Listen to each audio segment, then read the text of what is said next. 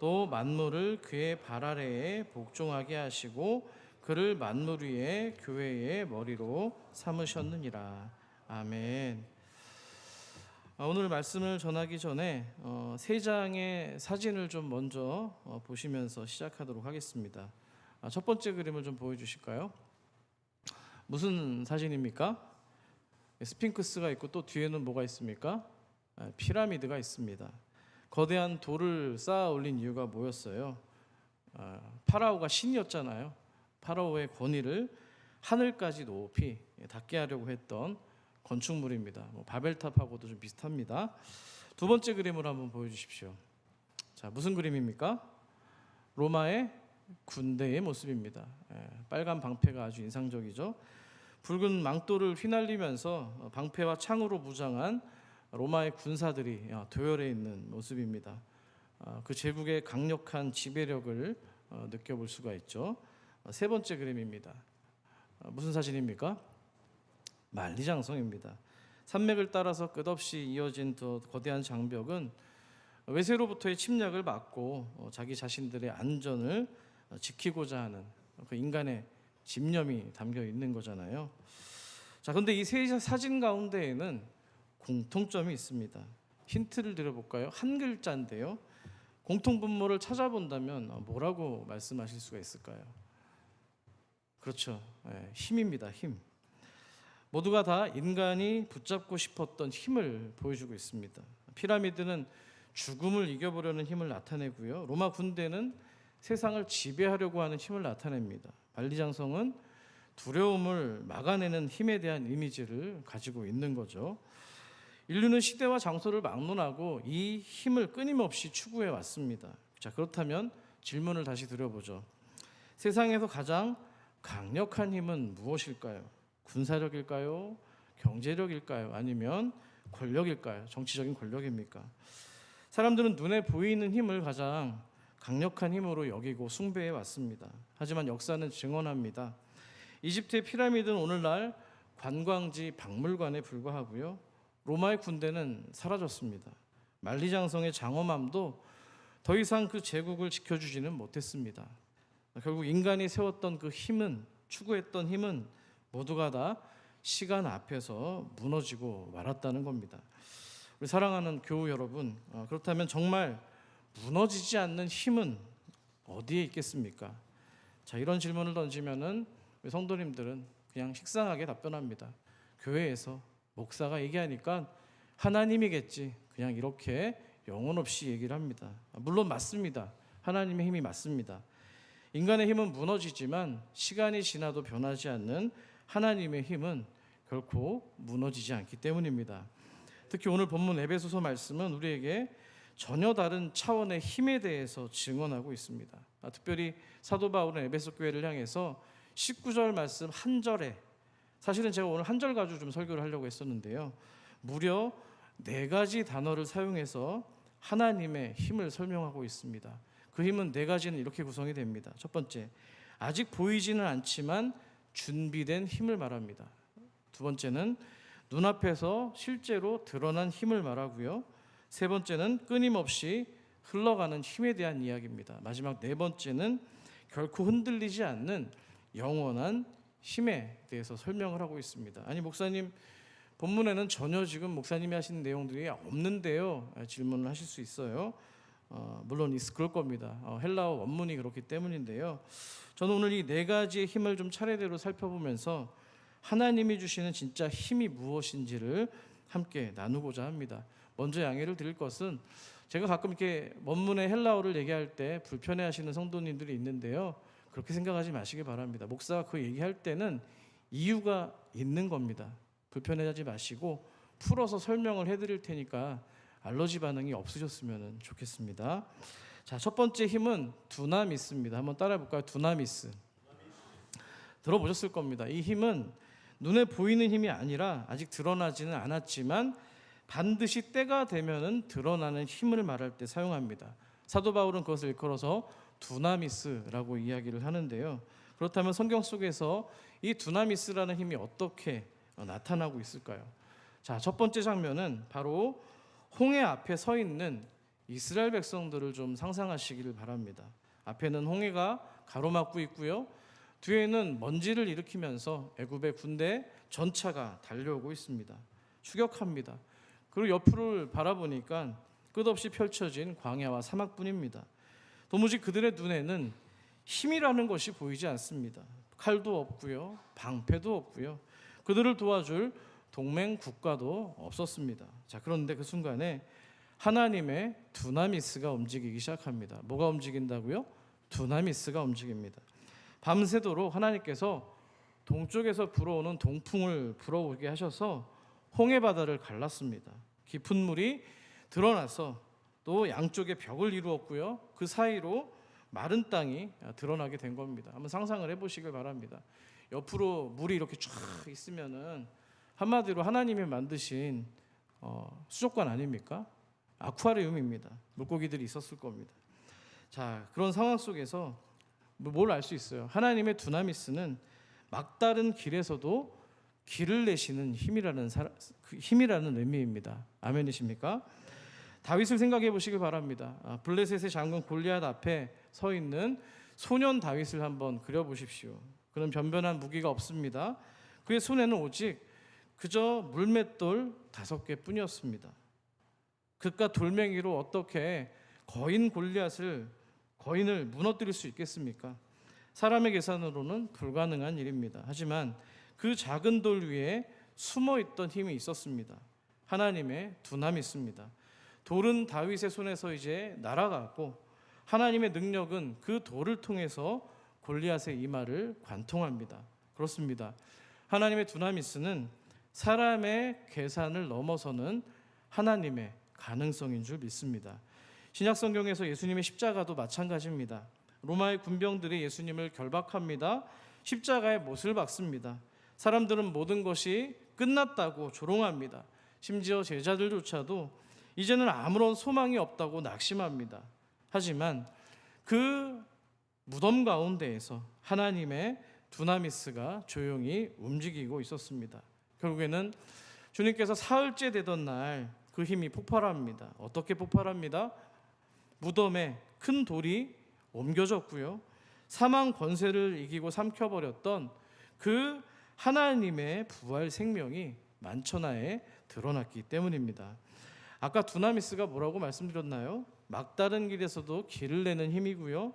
사람들의 계산을 뛰어넘는 하나님의 가능성이라고 말씀드렸습니다. 그러니까 예수님의 부활은 하나님의 가능성이었던 두나미스가 현실이 된 순간이었다는 겁니다. 이것을 믿으십니까? 자, 그럼에도 불구하고 오늘 우리가 살아가는 세상은 어떻습니까? 지금까지 역사와 별반 다름없이 똑같은 것을 추구합니다. 여전히 보여지는 힘에 대해서 이야기합니다. 뉴스는 군사력에 대해서, 경제력에 대해서 헤드라인에 올려놓고요. 사람들은 여전히 정치 권력에 민감합니다. 하지만 성경이 말하는 첫 번째 힘, 두나미스는 아직 보이지는 않지만 반드시 나타날 하나님의 가능성이라는 것을 믿으시길 바랍니다. 그래서 사도 바울은 에베소 성도들이 그 하나님의 두나미스를 알게 되기를 간구합니다. 에베소가 어떤 도시입니까? 또 종교적으로는 그 아데미 여신상을 섬기고 로마의 지배 아래 그것들을 힘으로만 생각하는 시대 아닙니까? 자, 그 모습을 생각하면서 오늘 본문 19절을 같이 한번 읽도록 하겠습니다. 시작.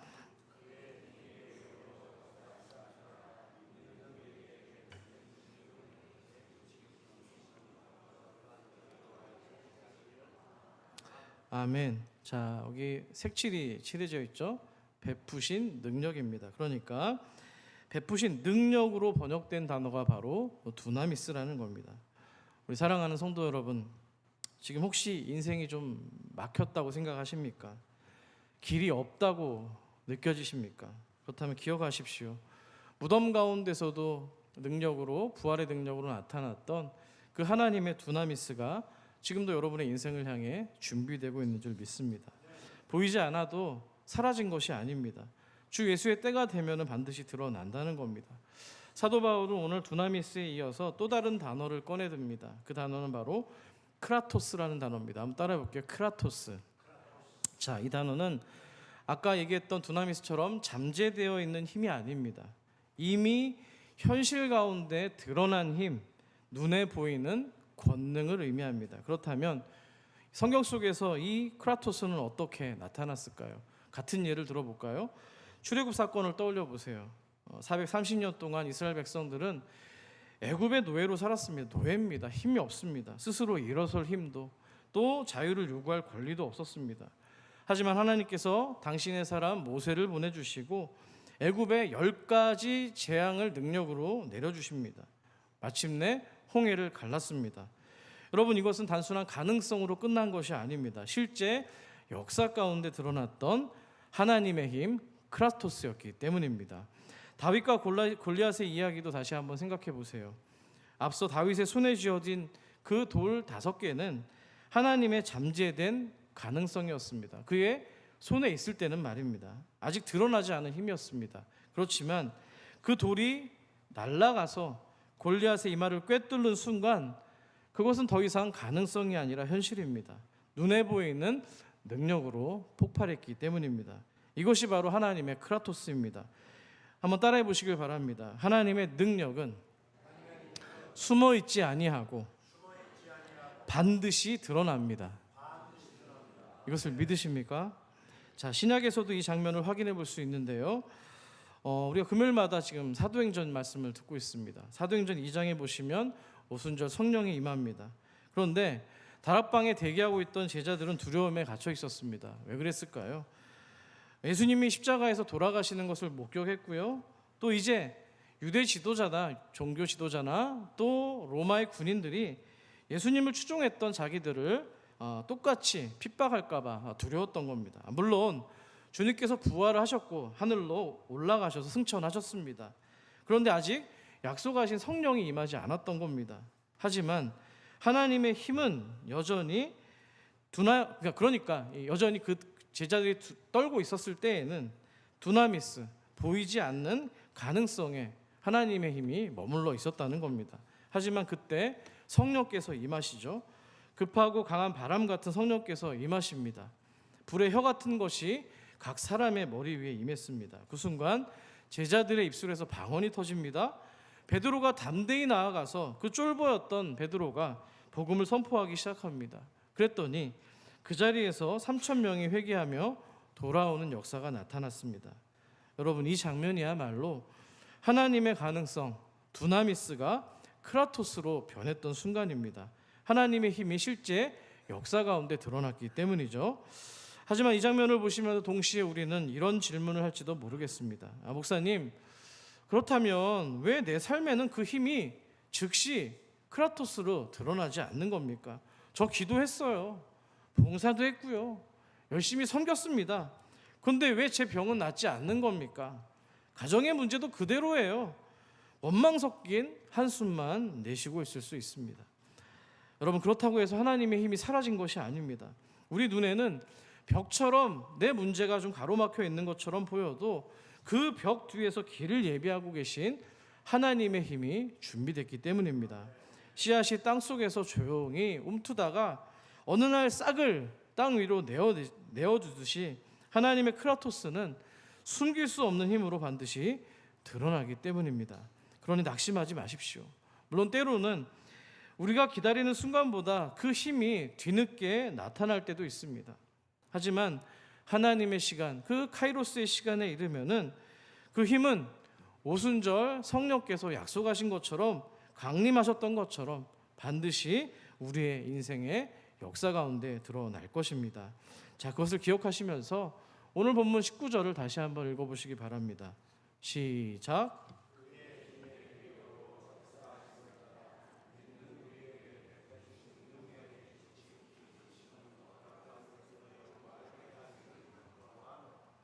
자, 여기서 본문에 색칠이 되어 있죠. 위력으로에 해당하는 말씀이 바로 힘을 나타내는 크라토스라는 단어입니다. 간절히 바라기는 이 말씀이 성경 속에 있는 그냥 죽어있는 문장이 아니라 지금도 저와 여러분의 삶 속에서 일어나는 그런 실제가 되기를 축복합니다. 자, 우리가 앞서서 두 단어를 살펴봤습니다. 두나미스는 아직 보이지 않지만 준비된 힘, 그러니까 좀 비유로 말하자면 씨앗이라면, 크라토스는 눈에 보이도록 터져나와서 드러나는 힘, 불꽃과도 같은 겁니다. 그런데 사도 바울은 여기서 멈추지 않습니다. 그는 세 번째 힘인 그와 관련된 단어를 사용합니다. 바로 에네르기아입니다. 한번 따라해 볼까요? 에네르기아. 우리 어릴 때 왜 우리 애들이 막 그 오락실에 가서 뭐 에네르기 팍 이렇게 막 했던 그 단어인데요. 익숙한 말입니다. 여러분들이 알고 계시는 에너지라는 말이 바로 이 단어로부터 출발했기 때문입니다. 무슨 뜻입니까? 이 에네르기아는 한 번 번쩍 터지고 사라지는 힘이 아니고요. 끊임없이 흐르고 계속 흘러가서 멈추지 않는 하나님의 역사하심을 의미합니다. 비유하자면 끊임없이 태양을 향해서 흘러가는 강물과도 같은 겁니다. 자, 성경은 이 에네르기아로 가득 차 있습니다. 광야로 걷던 이스라엘 백성을 보세요. 하나님의 기적이 단 한 번으로 나타나지 않습니다. 뭐 먹는 것만 생각해도 만나를 매일마다 내려주셨습니다. 내일을 위한 양식은 남기지 않았습니다. 왜 그렇습니까? 하나님의 힘이 한 번 터진 불꽃처럼 사그라드는 것이 아니라 날마다 당신의 백성들을 먹여 살리는 하나님의 힘, 에네르기아의 역사심이었기 때문입니다. 자, 또 구약의 열왕기상의 엘리야 선지자를 생각해 보시기 바랍니다. 위대한 업적을 남겼습니다. 갈멜산에서 하나님을 대적하던 그 바알을 섬기는 선지자들과 맞서 싸웠습니다. 그곳에서 하늘에서부터 불이 내려와서 제단을 삼키는 장엄한 기적을 경험합니다. 하지만 정작 그를 살린 것은 그렇게 뭔가 삐까뻔쩍했던 그런 사건이 아니라 광야에서 그가 쓰러져 있을 때, 지쳤을 때였습니다. 주님께서는 천사를 통해서 떡과 물로 그를 위로하셨기 때문입니다. 근데 한 번의 기적이 아니라 그가 지쳐서 다시 누워버리자 주님께서는 다시 반복적으로 똑같은 은혜를 베푸셨다는 겁니다. 여러분, 큰 제단을 삼켜버렸던 큰 불꽃보다 더 깊은 은혜는 연약한 순간마다 저와 여러분을 다시 일으켜 세우시는 그 하나님의 손길인 줄 믿습니다. 여러분, 우리는 살면서 저도 그렇습니다만 자신의 인생 가운데 뭔가 크고 확실한 큰 불꽃을 기대할 때가 많습니다. 대박이 나야 되고 확실하게 좀 병이 나야 되고 뭔가 재정이 충만하게 좀 채워져야 되고 뭔가 내 앞길이 좀 확 트여야지 된다고 생각합니다. 하지만 성경은 말합니다. 하나님의 능력이 순간의 불꽃만이 아니라 지긋하지만 지속적인 숨결로도 나타난다는 사실입니다.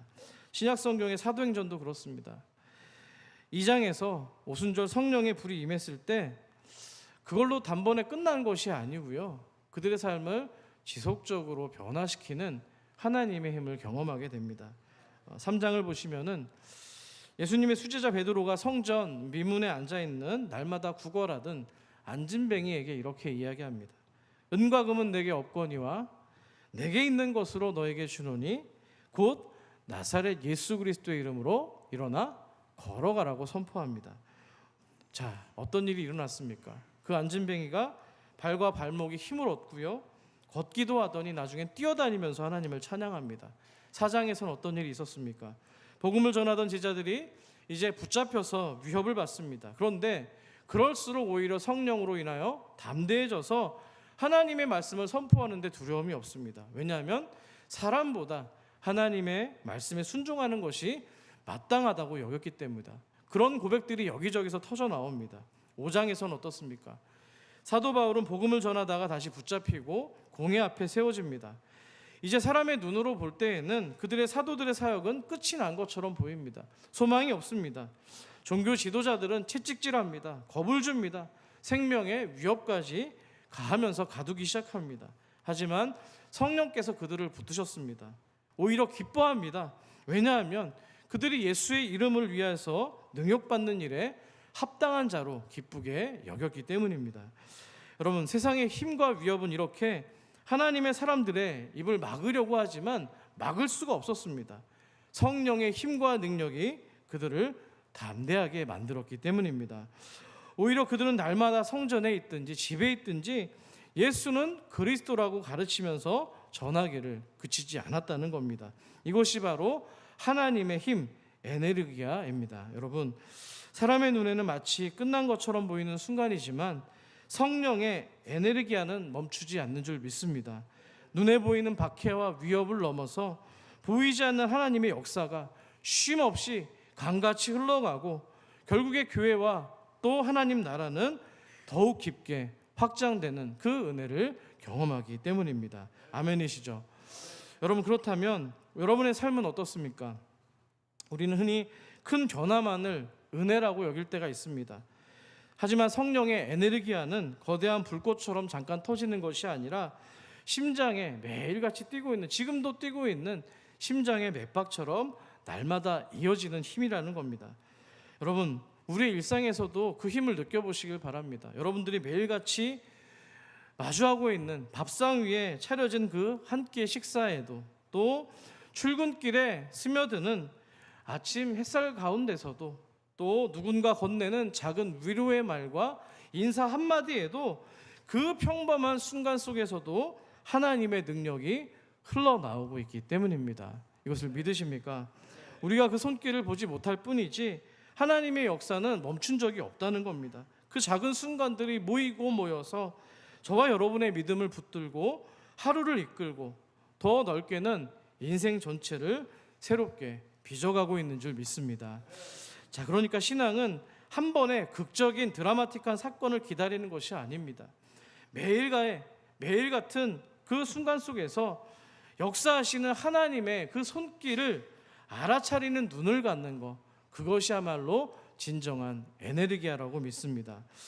자, 여러분, 그 마음을 좀, 그 사실을 좀 기억하시면서 다시 우리 19절 말씀을 한 목소리로 읽겠습니다. 시작.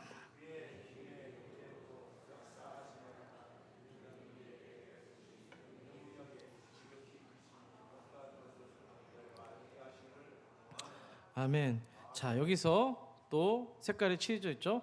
역사하심을 의미하는 단어가 힘을 나타내는 또 다른 단어 에네르기아입니다. 하나님의 에네르기아는 오늘도 숨쉬고 있습니다. 큰 불꽃만이 아니라 작은 숨결로도 저와 여러분의 삶을 바꾸고 있음을 믿으시기를 소망합니다. 자, 지금까지 우리는 몇 가지였죠? 세 가지의 힘을 살펴봤습니다. 두나미스, 아직 보이지 않지만 준비된 힘입니다. 두 번째, 크라토스, 실제로 눈에 드러난 힘을 보여지는 힘을 말합니다. 세 번째, 에네르기아, 끊임없이 멈추지 않고 역사하는 하나님의 힘이었습니다. 그리고 이제 사도 바울은 마지막 네 번째 단어를 꺼내듭니다. 그것은 바로 좀 어렵습니다. 이스퀴스라는 단어입니다. 한번 따라해볼까요? 이스퀴스. 네, 자, 이 힘은 잠재된 가능성도 아닙니다. 폭발한 위력도 아닙니다. 또 하루하루 이어지는 연속된 힘도 아닙니다. 이거는요, 연속된 힘을 뛰어넘어서 결코 흔들리지 않는 절대적인 힘, 영원히 지속되는 능력과 힘을 의미합니다. 네 가지 중에서 가장 센 게 뭐예요? 이스퀴스입니다. 물론 네 가지는 다 필요합니다. 그러면 성경 속에서 또 이 이스퀴스라는 힘은 어떻게 발휘되고 있을까요? 구약의 다니엘을 생각해 보시길 바랍니다. 바벨론의 왕들의 권력을 쥐고 흔들던 그런 시대 아닙니까? 하지만 그 위협 속에서도 다니엘은 하루 3번 무릎 꿇는 기도를 멈추지 않았고요. 사자굴에 던져졌을 때에도 그를 붙들었던 건 그 왕의 보호함도 아니고 왕의 칼도 아니고 하나님의 이스퀴스라고 하는 역사하심이었다는 사실입니다. 여러분, 신약에서도 우리는 이 힘을 봅니다. 사도 바울이 로마의 감옥에 갇혔을 때입니다. 쇠사슬이 그의 손목과 발목을 묶었지만 복음을 묶을 수는 없었다는 겁니다. 그래서 디모데후서에서 그는 이렇게 고백합니다. 2장 9절을 같이 읽죠. 시작. 복음으로 말미암아 내가 죄인과 같이 매이는 데까지 고난을 받았으나 하나님의 말씀은 어떻게 해요? 매이지 아니하니라. 할렐루야. 바울을 붙든 것은 쇠사슬보다도 더 강력했던 힘, 흔들리지 않았던 힘, 바로 하나님의 이스퀴스였다는 사실입니다. 여러분, 살아가다 보면 우리는 세상의 힘 앞에 눌릴 때가 많습니다. 지금도 그렇지 않습니까? 경제적인 불안, 건강의 흔들림, 관계의 깨짐, 미래에 대한 두려움, 우리를 무너뜨릴 것 같은 힘이 사방에서 우리를 우겨싸기 시작합니다. 그러나 기억하시길 바랍니다. 그 모든 힘이 우리를 에워쌀 때도 하나님의 이스퀴스라고 하는 힘은 흔들리지 않고 무너지지 않는다는 겁니다. 그분의 힘이 우리의 실패보다 크고요, 세상의 두려움보다 강하고 죽음조차 꺾어버리기 때문입니다. 아멘이시죠? 자, 우리가 이 또 네 번째 단어를 좀 살펴볼 텐데요. 화면을 통해서 개역개정과 세번역을 통해서 우리 이어서 같이 한번 읽도록 하겠습니다. 시작. 그의 힘의 위력으로 역사하심을 따라 믿는 우리에게 베푸신 능력의 지극히 크심이 어떠한 것을 너희로 알게 하시기를 구하노라. 다시 읽습니다. 또한 믿는 사람들인 우리에게 강한 힘으로 활동하시는 하나님의 능력이 얼마나 엄청나게 큰지를 여러분이 알기 바랍니다. 아멘. 개역개정 우리가 읽고 있는 지금 성경에서는 뭐라고 되어 있어요? 그의 힘의 위력, 힘이라고 되어 있습니다. 그런데 새 번역에서는 그냥 힘이 아니라 뭐라고요? 강한 힘이라고 되어 있습니다. 흔들리지 않는 견고한 바위 같은 힘을 의미합니다. 이 단어가 바로 이스키스라는 단어입니다. 자, 여러분 19절 안에는 이렇게 힘을 의미하는 단어가 무려 4가지나 기록되어 있습니다. 그런데 그 힘이 응축되어서 어떤 작용을 일으키고 있는지 아십니까? 이어지는 20절을 보시기 바랍니다. 함께 읽습니다. 시작. 그의 능력이 그리스도 안에서 역사하사 죽은 자들 가운데서 다시 살리시고 하늘에서 자기의 오른편에 앉히사. 아멘. 자, 어디서 힘이 역사가 돼요? 그리스도 안에서 그 힘이 발휘가 되는데 그 4가지의 힘, 두나미스, 크라토스, 에네르기아, 이스키스, 이 힘들이 한자리에 모여서 드러난 것이 가장 먼저 부활의 능력이었다는 사실입니다. 여러분, 그런데 그걸로 끝나지 않습니다. 바울은 뒤에 덧붙여서 뭐라고 돼 있어요? 하늘에서 자기의 오른편에 그리스도를 앉혔다고 기록합니다. 여러분, 보좌에 앉혔다는 건 죽음을 이기신 힘이 이제는 세상을 다스리는 힘으로 확장된 것을 보여줍니다. 여러분, 성경에서 하나님의 오른편은 권세와 주권을 상징하는 자리입니다. 그리스도께서는 단순히 무덤에서 살아나신 것만이 아니라 부활하신 것만이 아니라 승천하셔서 그 높은 하늘 보좌에 앉으셨다는 겁니다. 이걸 한 문장으로 정리하면 부활은 생명의 회복이고 하늘로 올라가신 승천은 권세의 회복입니다. 아멘이십니까? 따라해 볼게요. 부활은 생명의 회복이고 승천은 권세의 회복입니다. 이것을 믿으십니까? 자, 사도 바울은 21절에서 그 권세를 구체적으로 다음과 같이 묘사합니다. 21절을 같이 읽죠. 시작. 모든 통치와 권세와 능력과 주권과 이 세상뿐만 아니라 오는 세상에 일컫는 모든 이름 위에 뛰어나게 하시고. 아멘. 바울은 그리스도의 이름이 모든 이름보다 높아진 이름이라고 선포합니다. 통치자와 권력자와 눈에 보이는 그 모든 세상의 힘들보다 그걸 뛰어넘는 이름이라고 소개하고 있어요. 그런데 우리가 살고 있는 이 세상뿐만 아니라 곧 오는 세상에서까지도 다스리는 그 권세를 가진 그 높은 이름이라고 강조하고 있는 겁니다. 이건 여러분, 역사의 주권이 인간의 제국이나 권력자에게 있는 것이 아니라 오직 부활하신 주 예수 그리스도께 있다고 하는 장엄한 선언입니다. 아멘이시죠? 사도 바울은 그 이름의 권세, 21절에 나온 그 이름의 권세가 어떻게 더 구체적으로 역사하는지 이어지는 22절에서 소개합니다. 마지막으로 우리 22절을 같이 읽습니다. 시작. 곧 만물을 그의 발 아래에 복종하게 하시고 그를 만물 위에 교회의 머리로 삼으셨느니라. 아멘. 자, 이 말씀은요, 하나님의 통치가 미치고 있는 2가지 영역을 보여줍니다. 하나는 우주 전체에 대한 주님의 권세고요, 또 한 가지는 교회를 향한 주님의 다스림을 말합니다. 먼저 우주적 차원입니다. 만물이 그리스도의 발 아래 복종한다는 것은요, 피조세계 전체가 그분의 다스림 안에 있다는 겁니다. 바다와 땅, 권세와 권력, 심지어 보이지 않는 악의 영적인 세력까지도 주님의 발 아래에 있다는 겁니다. 사단의 머리를 주님이 밟으셨다고 했잖아요. 기억하시죠? 그러니까 인간이 세웠던, 앞서 보여드렸던 사진 가운데 피라미드나 로마의 군대나 만리장성이 다 무너졌지만 그리스도의 발 아래에 굴복하지 않는 것은 이 땅 가운데 없다는 사실입니다. 이것을 믿으십니까? 두 번째는 교회적인 차원입니다. 하나님은 이 예수님을 교회의 뭘로 삼으신 거예요? 머리로 주신 거예요. 그러니까 교회의 머리는 목회자도 장로님도 권사님도 아니고요, 오직 살아계시고 부활하신 주 예수 그리스도인 줄 믿습니다.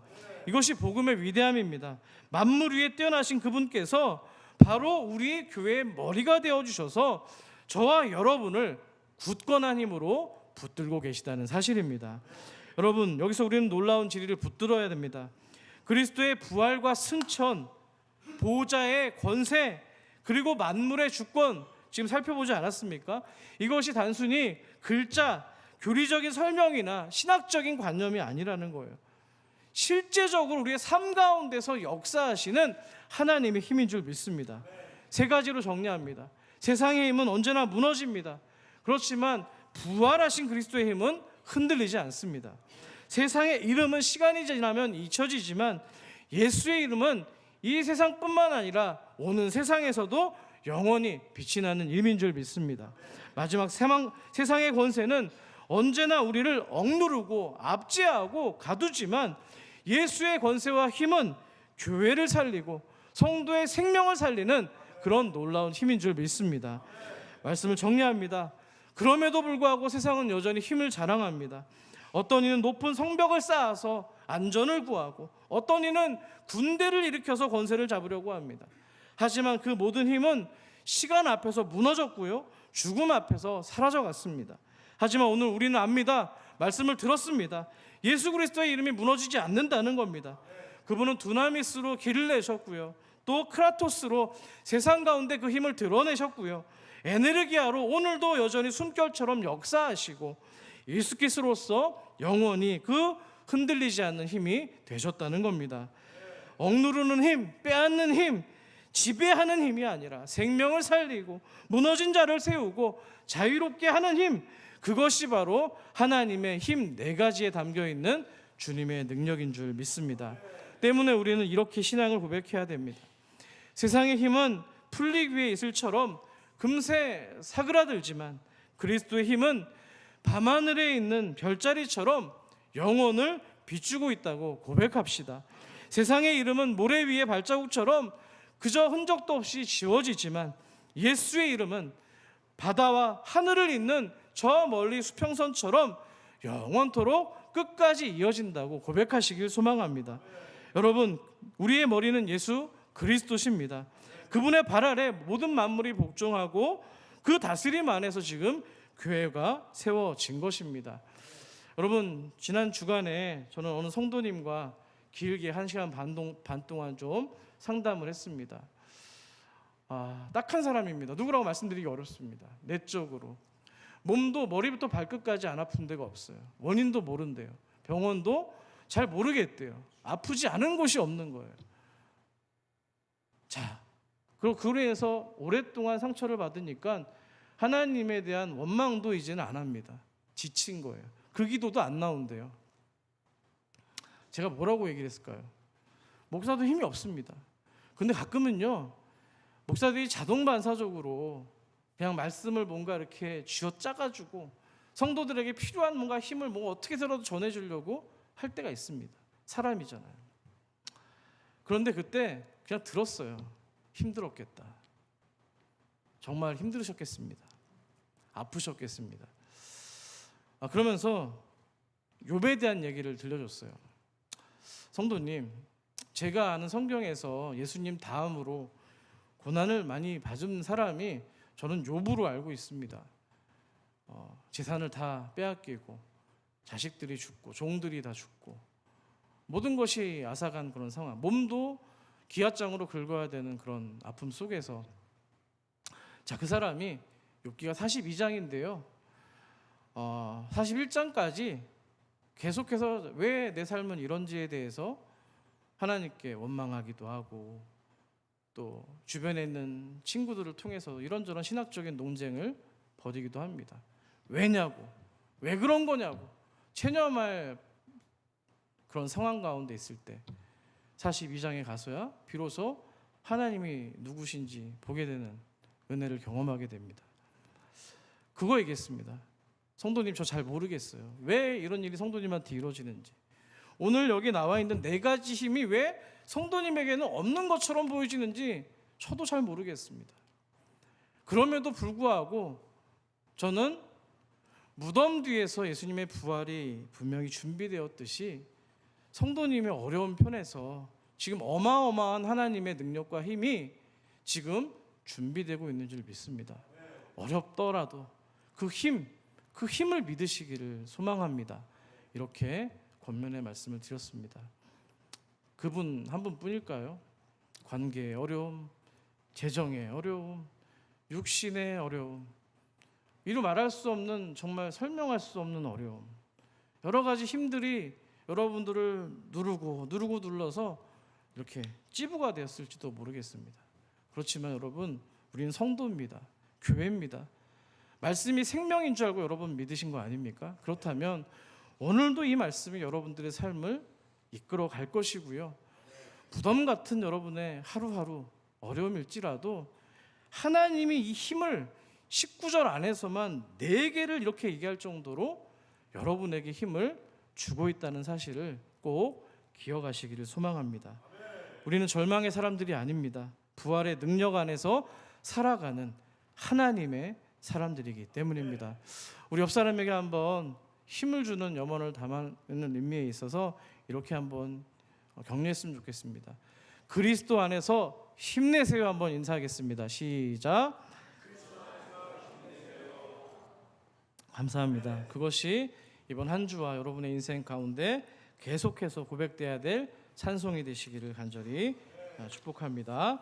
오늘 말씀을 생각하시면서 찬양하실 텐데요. 제가 1부와는 좀 다르게 2부에는 이 찬양을 좀 부르고 싶습니다. 나의 영혼이라는 찬양입니다. 네, 가사 중간에 보시면 오직 주만이 나의 반석이십니다. 영원한 반석이십니다. 그렇기 때문에 내가 어떤 힘 가운데서도 요동하지 않겠습니다라는 고백입니다. 이 고백을 여러분 같이 함께 나누도록 하겠습니다.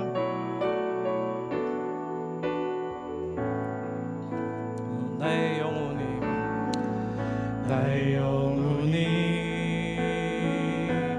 잠잠